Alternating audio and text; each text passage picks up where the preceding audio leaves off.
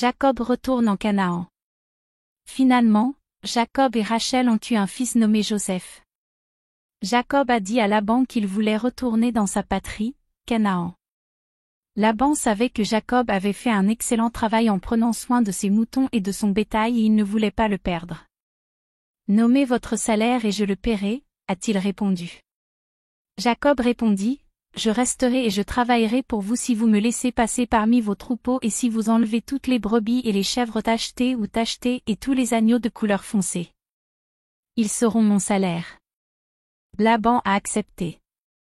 Jacob a découvert qu'en arrachant l'écorce des peupliers, des amandiers et des sycomores et en plaçant les branches arrachées devant les mangeoires où les troupeaux buvaient, lorsqu'ils s'accouplaient, ils produisaient des jeunes rayés, tachetés ou tachetés et devenaient donc les siens. Il se forma des troupeaux séparés et ils devinrent plus grands et plus forts que ceux de Laban. De cette façon, Jacob devint très riche et eut de nombreux serviteurs. Les fils de Laban ont protesté que les troupeaux de Laban n'allaient pas aussi bien que les troupeaux de Jacob.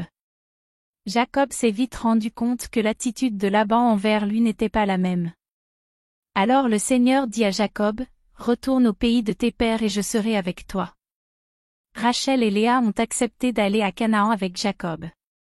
Ils montèrent sur leurs chameaux et emmenèrent leurs troupeaux avec eux.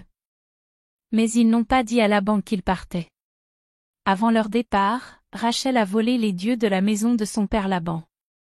3 jours plus tard, Laban fut informé que Jacob était parti. Il se lance immédiatement à sa poursuite. Jacob a planté sa tente dans la région montagneuse de Galad. Au bout de 7 jours, Laban rattrapa Jacob. Mais dans un rêve, Dieu avertit Laban de ne rien dire de bon ou de mauvais à Jacob. « Pourquoi t'es-tu enfui et m'as-tu trompé ?» demanda Laban. « Tu ne m'as même pas laissé embrasser mes petits-enfants et mes filles au revoir. Et pourquoi as-tu volé mes dieux ?» Jacob a répondu qu'il n'avait pas dit au revoir parce qu'il avait peur que Laban ne le laisse pas partir. Jacob ne savait pas que Rachel avait volé les dieux de son père et a dit, « Si tu trouves quelqu'un qui a volé tes dieux, il mourra. » Laban a commencé à fouiller les tentes et n'a rien trouvé. Rachel a caché les dieux dans son sac de selle de chameau, qui était dans sa tente.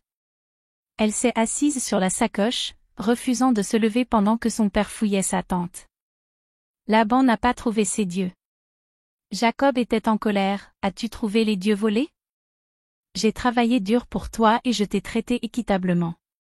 Dieu a vu mes difficultés et dans le rêve que tu as eu, il t'a réprimandé. » Laban a répondu, « Tout ce que vous voyez est à moi, mais que puis-je faire ? Faisons un marché entre nous. » Les 2 hommes ont ramassé des pierres et les ont entassées. Puis ils ont mangé ensemble. Laban a promis de ne pas traverser le tas de pierres pour blesser Jacob et Jacob a promis de ne pas traverser le tas de pierres pour blesser Laban. Ils ont prêté serment au nom de Dieu et offert un sacrifice. Le lendemain matin, Laban a embrassé ses filles et ses petits-enfants et est rentré chez lui. Conclusion.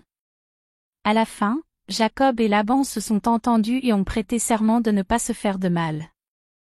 L'histoire de Jacob est un exemple de persévérance, de courage et de foi face aux défis de la vie. Partagez et abonnez-vous à notre chaîne pour plus d'histoires incroyables comme celle-ci.